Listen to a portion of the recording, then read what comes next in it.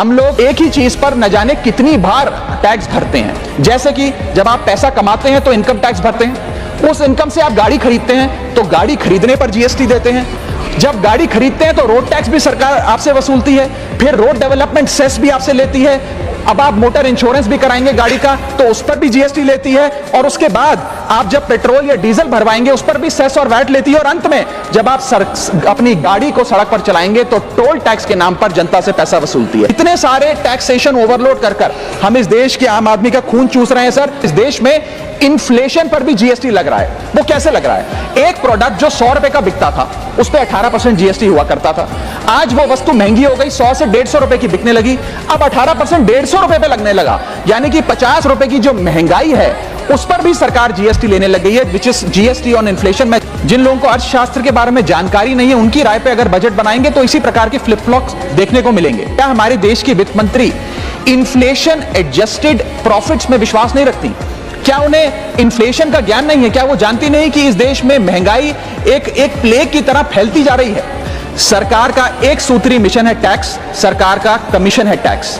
जगने पे टैक्स, सोने पर टैक्स, हंसने पर टैक्स, रोने पे टैक्स, खाने पे टैक्स, पीने पे टैक्स, बच्चों की पढ़ाई पे टैक्स, बुजुर्गों की दवाई पर टैक्स, फसलों की बुआई पे टैक्स, ट्रेन और यात्रा हवाई जहाज पर टैक्स, खरीदने पर टैक्स, बेचने पे टैक्स, फैलने पे टैक्स, समेटने पे टैक्स, सड़क पे टैक्स, आसमान पे टैक्स, गाड़ी पे टैक्स, मकान पे टैक्स, सपनों पर टैक्स, अरमान पे टैक्स, खुशी पर टैक्स, मुस्कान पर टैक्स, दिन रात की गाड़ी कमाई पर टैक्स, किताब पर टैक्स, सियाई पे टैक्स, सब्जी पर टैक्स, मिठाई पे टैक्स। सरकार जनता से वसूल रही है बीजेपी से दिल लगाई पर टैक्स। पहले तो मैं सरकार के मंत्री नितिन गडकरी जी का जो एक चिट्ठी सामने आई, उन्होंने अपनी सरकार के वित्त मंत्री को चिट्ठी लिखते हुए कहा कि लाइफ इंश्योरेंस और हेल्थ इंश्योरेंस पर जो 18% जीएसटी लगाया उसे वापस लिया जाए। मैं उनकी इस मांग का समर्थन करता हूं और सरकार से मांग करता हूं कि हेल्थ और लाइफ इंश्योरेंस पर कम से कम हम जीएसटी ना लगाएं। ये कोई लग्जरी गुड या लग्जरी प्रोडक्ट नहीं है। और मुझे ये बताते हुए खुशी है सर कि parliamentary standing committee on finance की आज से 6 महीने पहले रिपोर्ट आई थी, जिसका हिस्सा मैं भी था। मैं भी parliamentary standing committee on finance का सदस्य हूं, जिस समिति ने अपने पैरा नंबर 2.10 में साफ तौर पे सरकार से अनुरोध किया कि हेल्थ इंश्योरेंस और लाइफ इंश्योरेंस पर जीएसटी कम किया जाए, समाप्त किया जाए, ना लगाया जाए। मैं पढ़ के वो अंश आपको सुनाना चाहूंगा।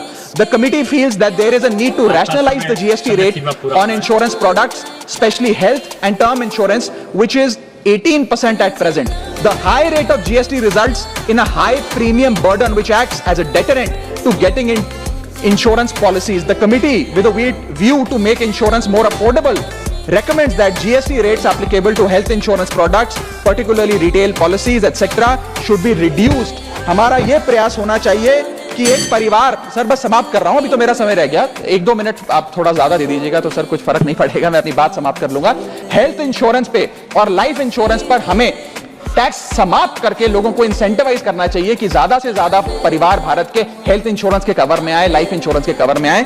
जो मैं सरकार से मांग करूंगा। और सर एक बड़ा इंपॉर्टेंट पहलू मैं आपके सामने हाईलाइट करना चाहूंगा। इस देश में इन्फ्लेशन पर भी जीएसटी लग रहा है। वो कैसे लग रहा है? एक प्रोडक्ट जो 100 रुपए का बिकता था उस पर 18% जीएसटी हुआ करता था, आज वो वस्तु महंगी हो गई, 100 से 150 रुपए की बिकने लगी, अब 18% 150 रुपए पे लगने लगा, यानी कि 50 रुपए की जो महंगाई है उस पर भी सरकार जीएसटी लेने लग गई है, which is GST on inflation. मैं चाहूंगा कि सरकार इस पर विचार करे। और अंत में सर अपनी बात समाप्त करने से पहले एक और दिलचस्प मुद्दा आपके समझ रखना चाहूंगा, which is problem of multiple taxation. हम लोग एक ही चीज पर न जाने कितनी बार टैक्स भरते हैं। जैसे कि जब आप पैसा कमाते हैं तो इनकम टैक्स भरते हैं, उस इनकम से आप गाड़ी खरीदते हैं तो गाड़ी खरीदने पर जीएसटी देते हैं, जब गाड़ी खरीदते हैं तो रोड टैक्स भी सरकार आपसे वसूलती है, फिर रोड डेवलपमेंट सेस भी आपसे लेती है, अब आप मोटर इंश्योरेंस भी कराएंगे गाड़ी का तो उस पर भी जीएसटी लेती है, और उसके बाद आप जब पेट्रोल या डीजल भरवाएंगे उस पर भी सेस और वैट लेती है, और अंत में जब आप अपनी गाड़ी को सड़क पर चलाएंगे तो टोल टैक्स के नाम पर जनता से पैसा वसूलती है।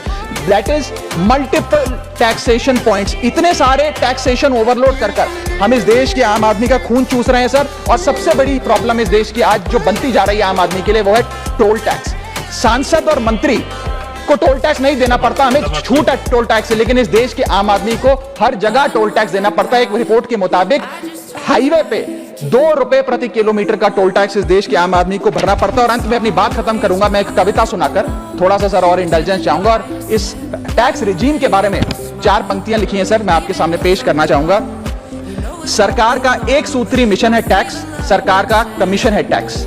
जगने पे टैक्स, सोने पर टैक्स, हंसने पर टैक्स, रोने पे टैक्स, खाने पे टैक्स, पीने पे टैक्स, बच्चों की पढ़ाई पे टैक्स, बुजुर्गों की दवाई पर टैक्स, फसलों की बुआई पे टैक्स, ट्रेन और यात्रा हवाई जहाज पर टैक्स, खरीदने पर टैक्स, बेचने पे टैक्स, फैलने पे टैक्स, समेटने पे टैक्स, सड़क पे टैक्स, आसमान पे टैक्स, गाड़ी पे टैक्स, मकान पे टैक्स, सपनों पर टैक्स, अरमान पे टैक्स, खुशी पर टैक्स, मुस्कान पर टैक्स, दिन रात की गाड़ी कमाई पर टैक्स, किताब पर टैक्स, सियाही पे टैक्स, सब्जी पर टैक्स, मिठाई पे टैक्स। सरकार जनता से वसूल रही